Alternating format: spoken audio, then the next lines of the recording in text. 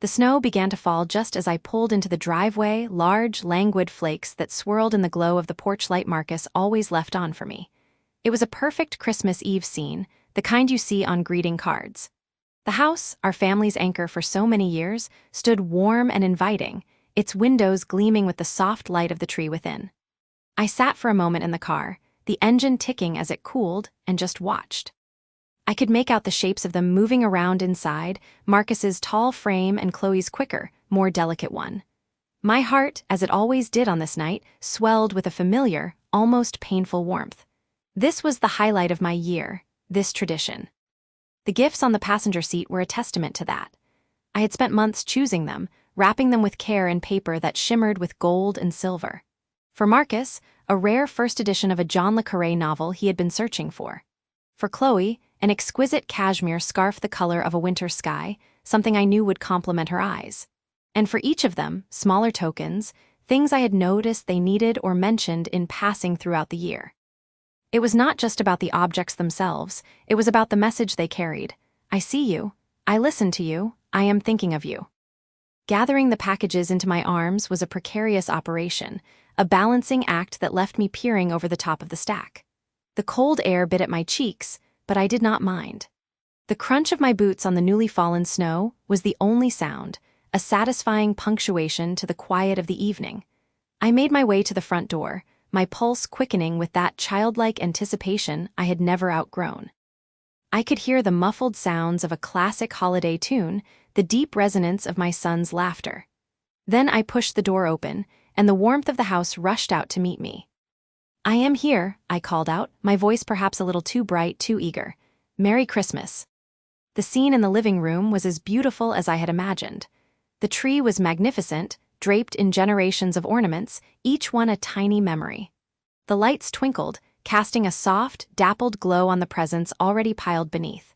But the atmosphere in the room had shifted the moment I entered. It was subtle, a change in the air pressure, like the moment before a storm breaks. Marcus turned from the fireplace, a practiced smile gracing his face. It was a good smile, the one he used for colleagues and distant acquaintances. "Mom, you made it. Let me help you with those." He came forward and took the armload of gifts from me, his movements efficient, his embrace a brief, one-armed affair that did not linger. He did not quite meet my eyes. "Of course I made it," I said, my own smile faltering for just a second. "I would not miss this for the world." Then Chloe was there, emerging from the kitchen with a tray of glasses. Her smile was even more polished than Marcus's, a perfect curve of lips that did not reach her eyes. "Eleanor, so glad you could come." She always called me Eleanor. For years I had hoped for a mom, but it never came. She set the tray down on the coffee table with a soft clink. "Can I get you some eggnog? It is Marcus's special recipe." "That would be lovely," I said, unwinding my scarf. I felt suddenly overdressed, my careful joy out of place. I took a seat on the sofa, the same spot I had occupied for every Christmas Eve since Marcus had bought this house. It felt different tonight. The cushions seemed harder, the position more distant from the wingback chair where Marcus settled, from the ottoman where Chloe perched beside him. The conversation was stilted, a series of pleasantries volleyed back and forth across the room. We talked about the weather, about the traffic, about the new paint color in the hallway. It was all surface, a thin layer of ice over a deep, cold lake. I found myself chattering, filling the silences with anecdotes about neighbors, about the book I was reading, anything to bridge the gap I felt widening between us. My words seemed to hang in the air and then fall, unheard. Marcus nodded along, his gaze flicking toward the tree, toward the fire, toward Chloe. Anywhere but directly at me. I kept waiting for someone to mention the gift exchange. It was the centerpiece of the evening, the ritual that gave the night its meaning. We would draw names from the old wooden bowl that had been my mother's, the one with the chip on the rim from the time Marcus had dropped it when he was 7. The anticipation built inside me, a quiet thrumming. I had my gifts ready. I had my name, Marcus, already etched in my mind. I was waiting for the ceremony to begin, for the familiar script to unfold, for the moment when I would see his face light up as he opened my present. But the moment did not come. Instead, after a particularly long pause in our stilted conversation, Chloe clapped her hands together softly. "Well," she said, her voice artificially bright, "shall we do the draw?" My heart gave a little leap, Finally. Marcus stood and retrieved the bowl from its place of honor on the mantelpiece. He brought it over to the coffee table, the ancient wood glowing in the firelight. I could see the chip on the rim from where I sat. Chloe leaned forward, her expression one of keen interest. She reached into the bowl and pulled out a small, folded slip of paper. "Marcus," she announced, unfolding it and showing it to him with a theatrical flourish. Marcus smiled, a genuine one this time, and reached into the bowl. He fished around for a moment and pulled out another slip. "Chloe," he said, his voice warm. They both looked at each other and shared a small, intimate laugh, as if at a private joke. Then, they both looked at me. The bowl still sat on the table, a single slip of paper remaining inside. My turn. I felt a flush of warmth return. The odd tension had just been my imagination. Of course my name was in there. I leaned forward, my hand outstretched, ready to play my part in our family tradition. But my fingers hovered over the bowl as Marcus picked it up. He did not offer it to me. Instead, he looked at Chloe, a silent communication passing between them. Then he turned back to me, and the smile on his face was gone, replaced by an expression I could not quite decipher. It was part apology, part apprehension. Chloe was the one who spoke. Her voice was light, dismissive, as if she were explaining something very simple to a very slow child. "Oh, Eleanor," she said, with a little wave of her hand. "We did not put your name in the bowl this year." The words did not make sense at first. They were just sounds, empty of meaning. I stared at her, my hand still hanging in the air between us. I looked at Marcus, expecting him to laugh, to say it was a joke, to produce my name from his pocket. But he would not look at me. He was studying the grain of the wooden bowl in his hands as if it were the most fascinating thing he had ever seen. The silence in the room was no longer just awkward. It was absolute, a physical weight pressing down on me. The cheerful music from the speakers seemed to fade into a distant hum. The twinkling lights on the tree blurred into a single, harsh glare. "You did not put my name in the bowl." I heard my own voice, thin and reedy, a stranger's voice. Chloe's smile was tight now. "We just thought, well, with you being alone so much, and not really having anyone to buy for outside of this, we thought it might be a burden for you. We thought you would not want to participate." A burden? The word echoed in the sudden, cavernous silence of my mind. Not want to participate. This night, this tradition, was the cornerstone of my entire year. It was the thing I held onto through the long, quiet months. They had decided, without consulting me, that I would not want to be a part of my own family. I looked from Chloe's placid, dismissive face to my son's averted gaze. The crack that started in my heart was not a small one. It was a fissure, deep and seismic, splitting the foundation of my world. The carefully wrapped gifts I had brought sat by the door, their shiny paper now seeming garish and foolish. The love with which I had chosen them felt like a relic from a different lifetime. I opened my mouth to speak, to protest, to cry out, but no sound came. The only thing I could do was sit there, in the crushing quiet, as the last of the warmth I had carried into the house froze solid within my chest. The silence in the guest room was a physical weight on my chest. It was the wrong kind of silence, not the peaceful hush of a snowy evening, but a void that had swallowed the familiar, joyous chaos of Christmas Eve. Beneath the closed door, the muffled sounds of the family celebration continued, a burst of laughter, the tinny melody of a Christmas carol from the television, the thud of a child running. Each sound was a tiny, sharp needle, a reminder that I was on the outside. The world, my family, had moved on without me, and I was left here, in this perfectly decorated, impersonal space, with the ghost of my own name. The name tag. I could still feel the phantom touch of that small, rectangular piece of cardstock in my hand. The absence of my name on it was a wound that seemed to deepen with every passing second. I ran my fingers over the smooth, cool surface of the quilt on the bed, a quilt I had helped Chloe pick out years ago. It was a beautiful, modern pattern, all grays and blues. Not a single stitch of the warm, traditional reds and greens I had always favored. Was that a sign, too? An erasure that had begun long before tonight. My mind was a frantic projection of Christmases past, a ghostly reel I could not stop. I saw our first Christmas in the old house when Marcus was just a toddler. We could not afford a proper tree, so we had draped a pathetic little pine shrub with paper chains we made together. I had spent hours cutting out snowflakes from old newspaper, my fingers stained with ink, to tape to the windows. Marcus had been so proud. I saw the year I stayed up for 3 nights sewing him a cape so he could be Superman, my eyes gritty with exhaustion, my back aching, but filled with a fierce maternal joy. I saw every single Christmas morning, the living room floor a sea of discarded wrapping paper and ribbons, Marcus's face alight with wonder. I was the architect of that magic. I was the anchor. Every ornament on the tree, every recipe for the meal, every carefully chosen gift was a brick in the foundation of our family's history. Had it all been a lie? Had every sacrifice, every sleepless night, every penny carefully saved and spent been seen not as an act of love, but as a judgment? A hot tear escaped, tracing a path down my cheek.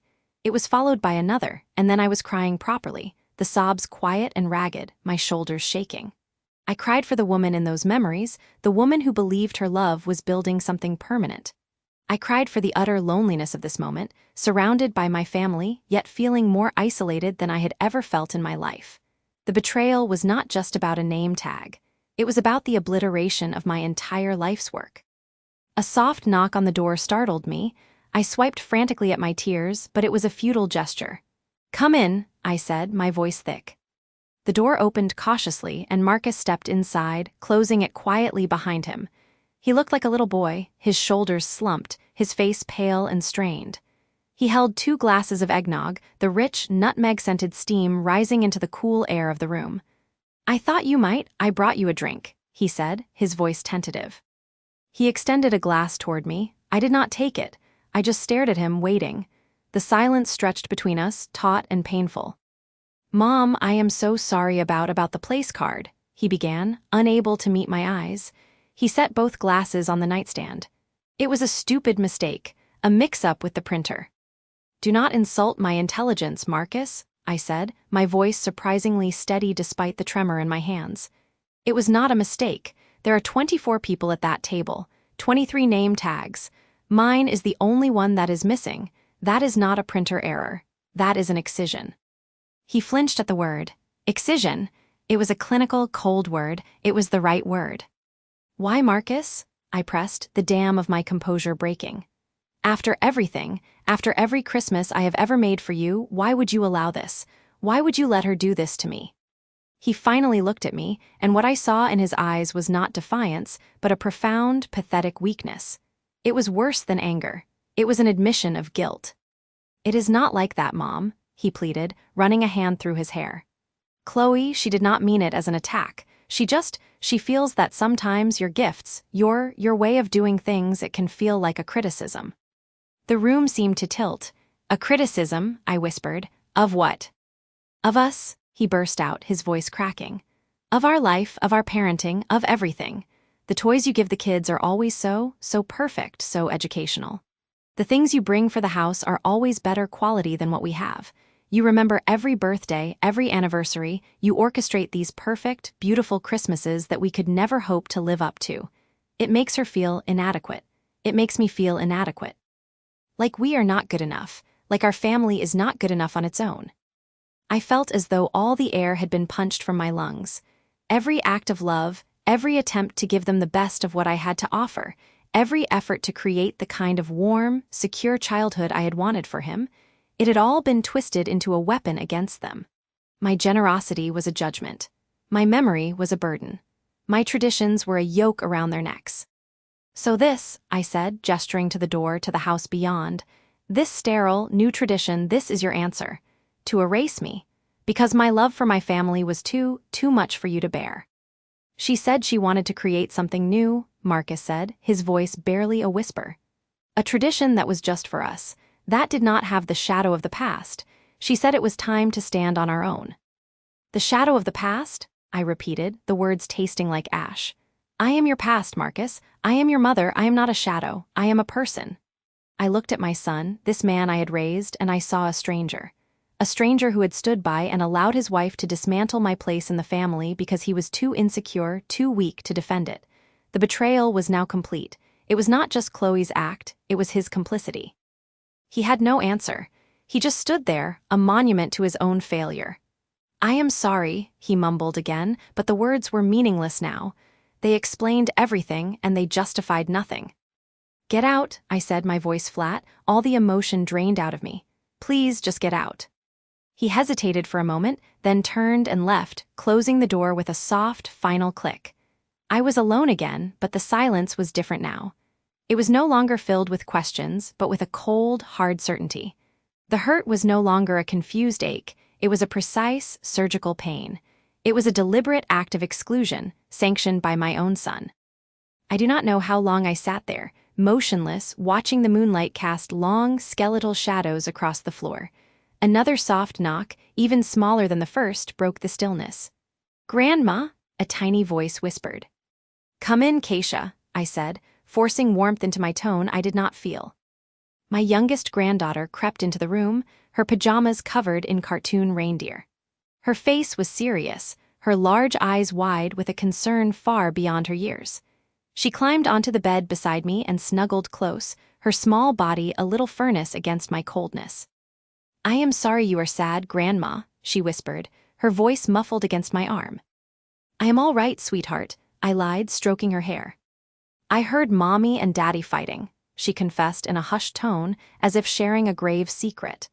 "Before you came, they were in the kitchen and they were using their angry voices." My heart stuttered. "What did they say, honey?" She looked up at me, her expression earnest. "Mommy said she was tired of living in your shadow. She said the place cards were a new start. She said she did the right thing taking your name off the table.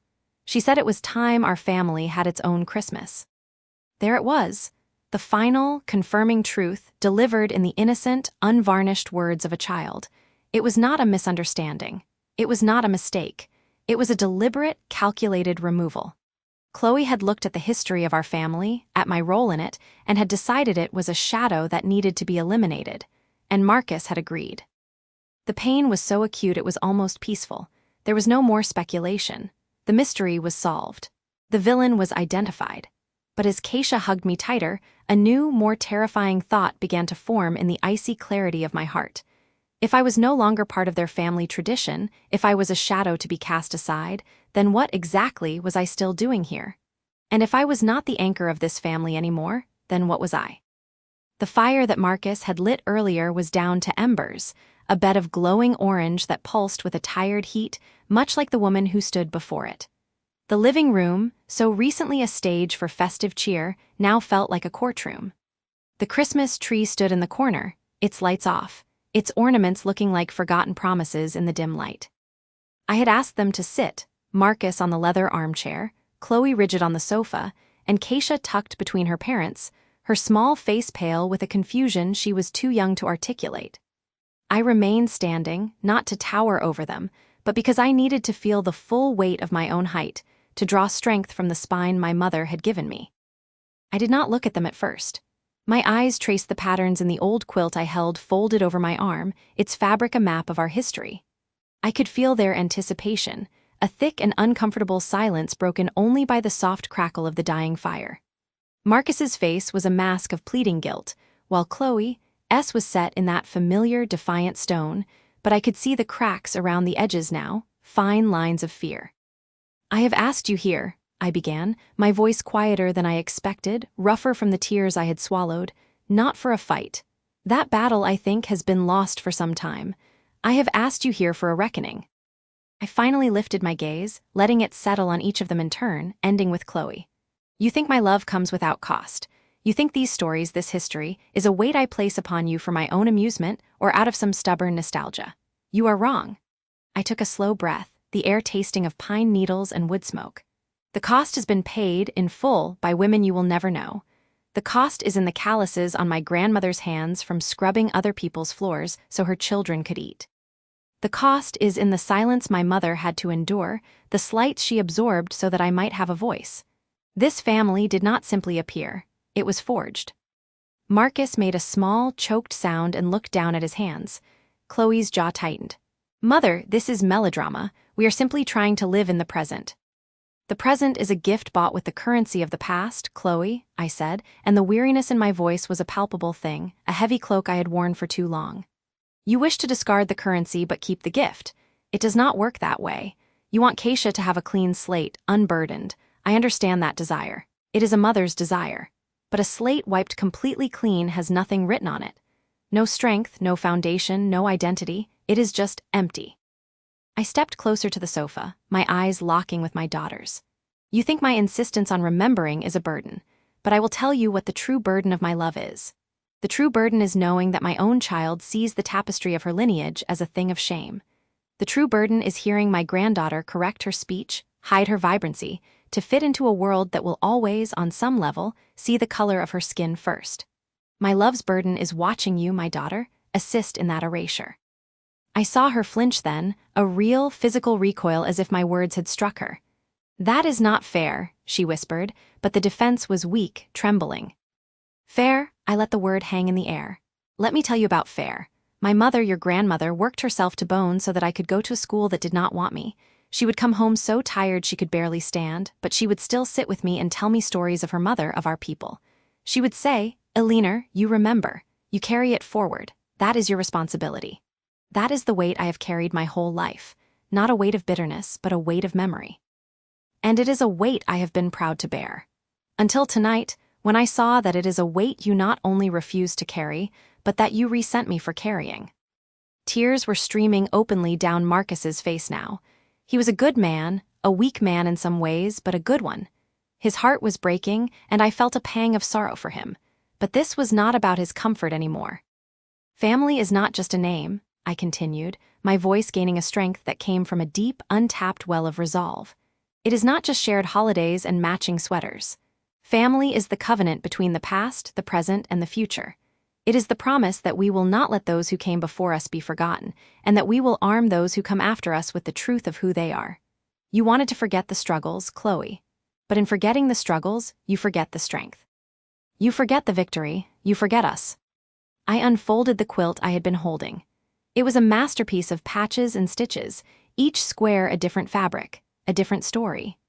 A piece of my great-grandmother's wedding dress, a swatch from my grandfather's preaching robes, a fragment from the first dress I ever sewed for myself.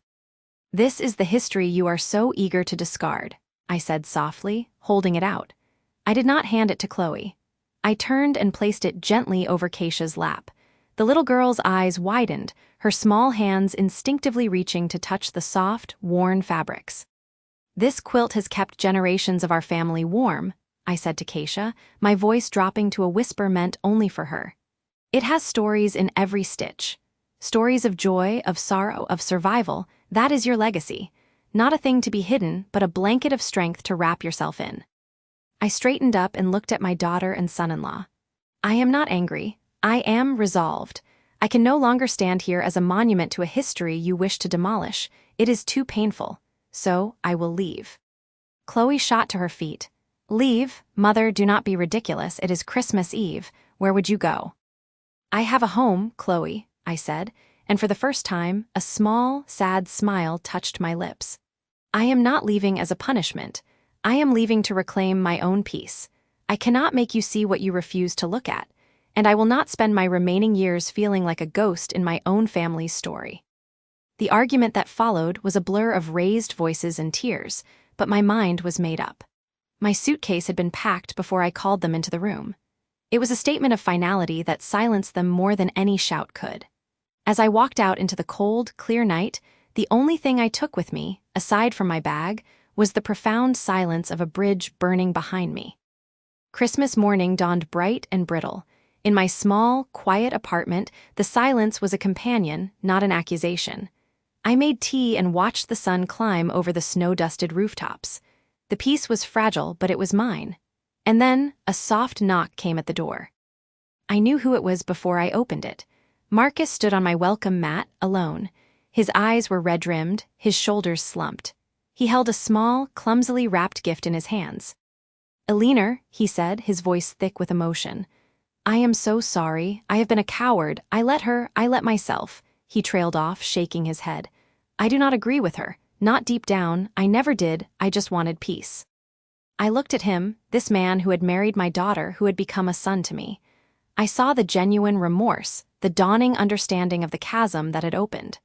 Some wounds leave scars, I thought. They become a part of you, a permanent record of the injury. The choice to heal, to stitch the skin back together even if it will never be smooth again, that is the true gift. Come in, Marcus, I said, stepping aside. His presence was a fissure of hope in the ice of the previous night. But as he stepped over my threshold, I could not help but glance past him, down the empty hallway. The question hung unspoken in the frosty air between us.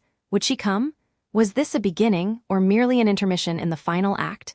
The future of our family now balanced on a precipice, and all I could do was wait to see who would choose to step back from the edge.